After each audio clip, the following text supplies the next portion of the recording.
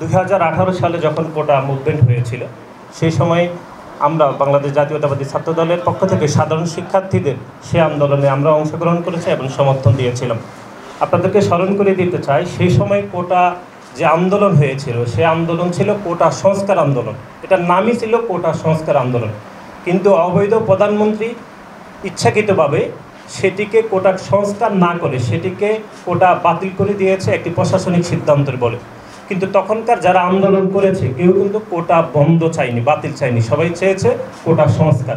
এটি এই জন্যই অবৈধ প্রধানমন্ত্রী করেছেন যে তিনি যেভাবে তত্ত্বাবধায়ক সরকারের যে একটি বিষয় চূড়ান্ত নিষ্পত্তির একটা ইস্যু ছিল সেটিকে যেভাবে আদালতকে ব্যবহার করে তিনি ওই রায়টি তার পক্ষে নিয়েছেন, ঠিক তেমনি তিনি কোটার এই যে একটা নিষ্পত্তি ছিল সেটাকে তিনি আদালতকে ব্যবহার করে আবার কোটাকে পুনঃস্থাপন করেছেন। এই জন্যই পুনঃস্থাপন করেছেন। আপনারা দেখেছেন যে গণমাধ্যমে গত 10 থেকে 12 বছরে প্রকাশিত হয়েছে যে আওয়ামী লীগের সন্ত্রাসীদেরকে প্রায় গত 12 বছরে প্রায় 12 থেকে 13,000 আওয়ামী লীগের বিভিন্ন পর্যায়ে নেতাকর্মীদেরকে ভুয়া মুক্তিযুদ্ধ সনদ দেওয়া হয়েছিল।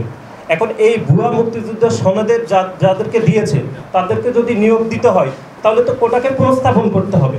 সেই প্রক্রিয়ার অংশ হিসাবে আদালতকে ব্যবহার করে এই খুনি শেখ হাসিনা সরকার এই কোটাকে আবার পুনর্বহাল করেছে। আমরা বাংলাদেশ জাতীয়তাবাদী ছাত্রদল 2018 সালে যে কোটা সংস্কার হয়েছিল সেখানে আমরা নৈতিক সমর্থন দিয়েছি এবং আমাদের সাধারণ শিক্ষার্থীরা অংশগ্রহণ করেছে। এখন যে আন্দোলন চলছে সে আন্দোলনও আমরা সমর্থন দিচ্ছি এবং আমরা বিশ্বাস করি যে গণতান্ত্রিক আন্দোলনের মাধ্যমে সাধারণ শিক্ষার্থীরা যে কোটা সংস্কারের বিষয়ে যে আন্দোলন করছে সেটির বিষয়ে একটু চূড়ান্ত নিষ্পত্তি হওয়া উচিত। এবং দলের পক্ষ থেকে আমাদের দলের মহাসচিব এই বিষয়ে বিবৃতি দিয়েছেন। ছাত্রদলের পক্ষ থেকে আমাদের যেটি বক্তব্য সেটি হচ্ছে বিশেষ চাহিদা সম্পন্ন ব্যক্তিদের অতি সীমিত সংখ্যক কোটা ছাড়া বাংলাদেশে এই মুহূর্তে আর কোনো কোটার কোনো প্রয়োজন নেই।